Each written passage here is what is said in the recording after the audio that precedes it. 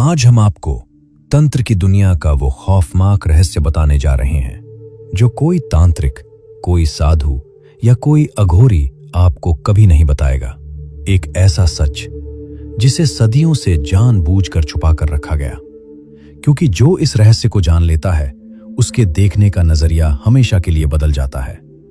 इस रोंगटे खड़े कर देने वाले सच से पर्दा उठाया है तंत्र के परम ज्ञाता तांत्रिक सम्राट श्री करौली शंकर महादेव जी ने। उन्होंने बताया है कि कैसे एक छोटी सी भूल आपकी आने वाली कई पीढ़ियों को श्मशान की राख में मिला सकती है। अगर आप कमजोर दिल के हैं तो इस वीडियो को अभी हटा दें, लेकिन अगर आप सच का सामना करने की हिम्मत रखते हैं तो अगले 30 मिनट आपकी जिंदगी के सबसे जरूरी पल होने वाले हैं। क्या आपने कभी सोचा है कि आपके घर में अचानक शुरू हुई बीमारियां, लगातार हो रही दुर्घटनाएं या परिवार के किसी सदस्य के मन में आ रहे आत्महत्या के विचार, क्या ये सब महज एक इत्तेफाक हैं या फिर किसी अदृश्य खौफनाक शक्ति का परिणाम? मनुष्य का मन जब तक शांत रहता है वो करुणा और प्रेम की ओर चलता है, परंतु जैसे ही उसमें घृणा और ईर्ष्या का अंधकार प्रवेश करता है तब जन्म लेती हैं वे विधाएं जिनका नाम सुनते ही रूह कांप जाती है। काला जादू, उच्चाटन, वशीकरण और तंत्र की दुनिया का सबसे खौफनाक सच, मारण। सामान्यतः लोग मानते हैं कि किसी ने काला जादू करवा दिया तो उसका असर सिर्फ उसी व्यक्ति पर होगा जिस पर वह किया गया है। तांत्रिक ने कुछ मंत्र पढ़े, नींबू काटा और खेल खत्म। लेकिन प्राचीन तांत्रिक परंपरा और श्री करौली शंकर महादेव जी जैसे सिद्ध गुरुओं का अनुभव एक ऐसा सत्य उजागर करता है जिसे सुनकर आपके पैरों तले जमीन खिसक जाएगी। मारण कोई साधारण जादू नहीं है। मारण का अर्थ है किसी व्यक्ति की जीवन शक्ति को ऐसी अदृश्य शक्तियों से नष्ट करना जो खुद कभी मनुष्य थीं और भयानक पीड़ा में तड़प कर मरी थीं। जरा सोचिए, जब कोई तांत्रिक मारण का प्रयोग करता है तो वह क्या करता है?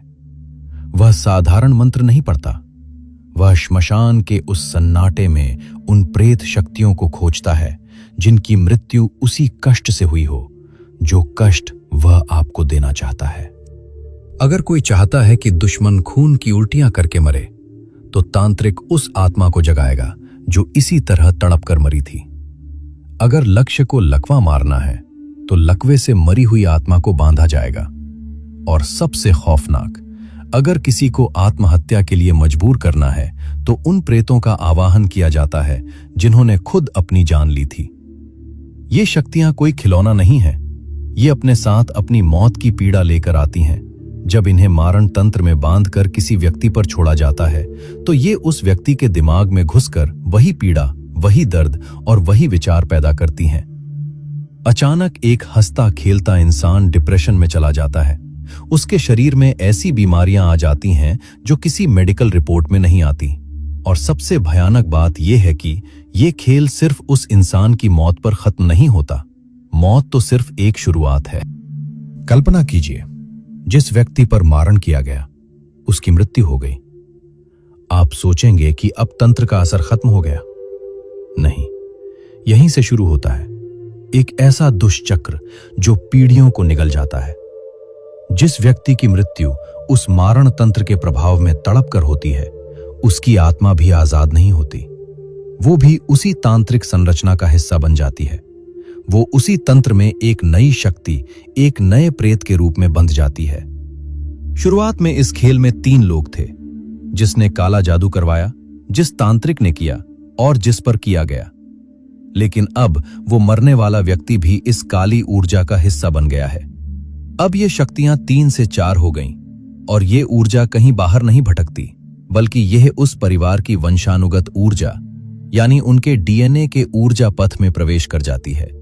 प्राचीन तांत्रिक ग्रंथों में यह स्पष्ट वर्णन है कि मनुष्य का डीएनए सिर्फ मांस और खून का ढांचा नहीं है, ये एक विशाल एनर्जी हाईवे है।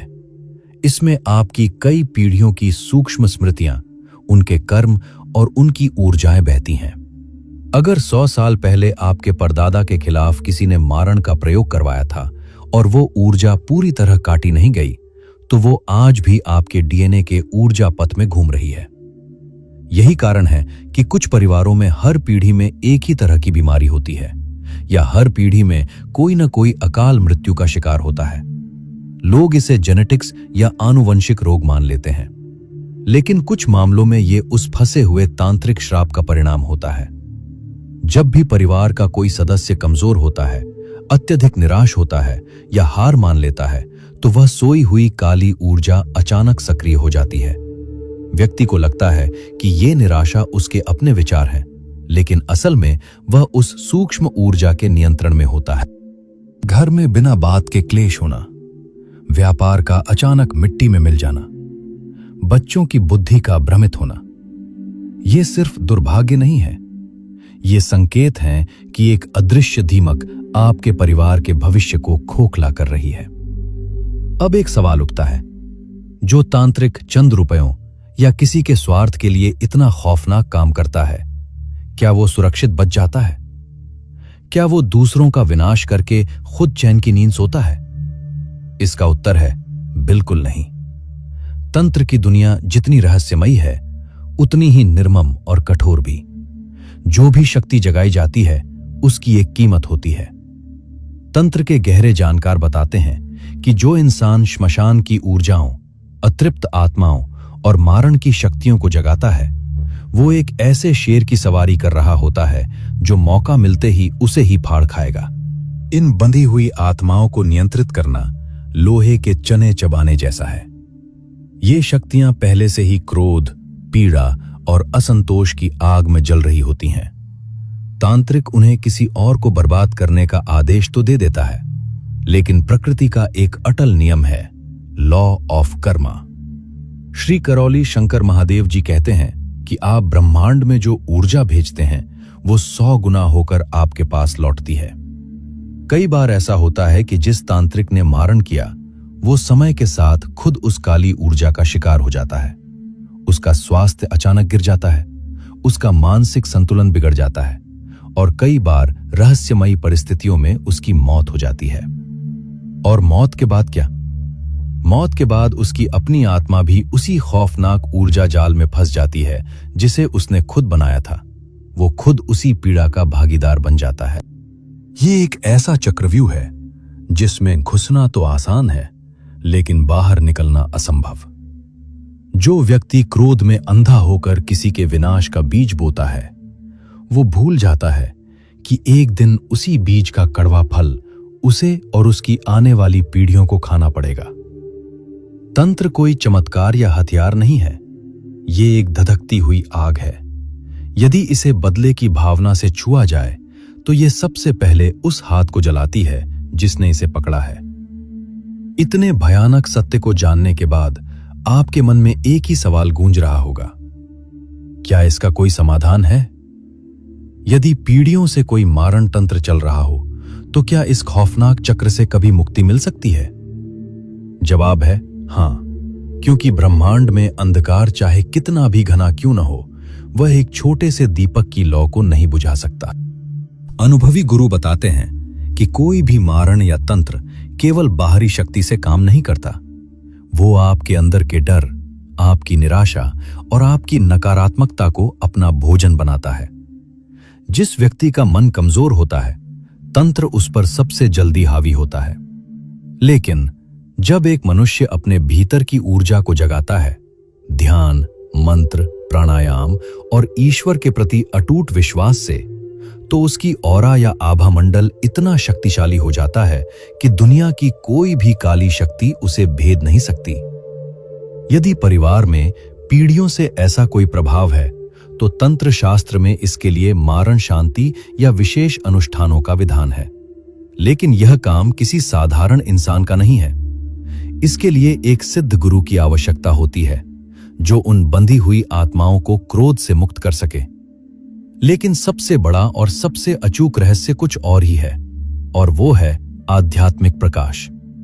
अगर आप जीवन में बहुत परेशान हैं, हर जगह से हार चुके हैं, आपको समझ नहीं आ रहा कि किससे सहायता मांगे, और आपको लगता है कि कोई अदृश्य शक्ति आपके जीवन को लगातार प्रभावित कर रही है, तो निराश मत होइए।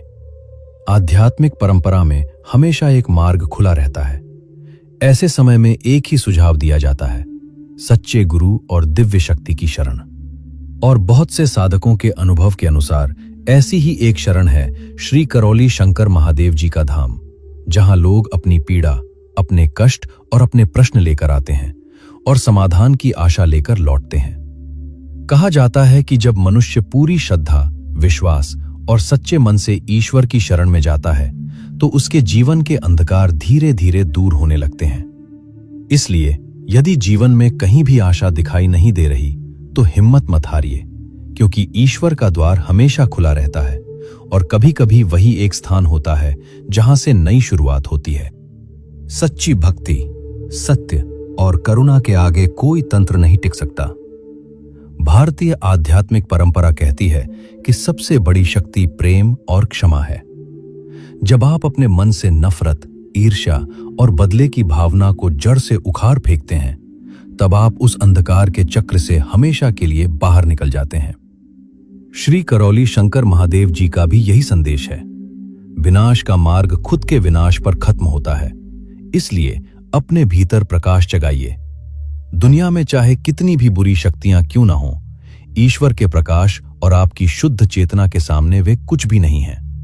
तंत्र से डरने की नहीं, बल्कि अपनी आंतरिक शक्ति को पहचानने की आरी महत्वपूर्ण लगी हो तो इसे उन लोगों के साथ जरूर शेयर करें जिन्हें इसकी जरूरत हो सकती है।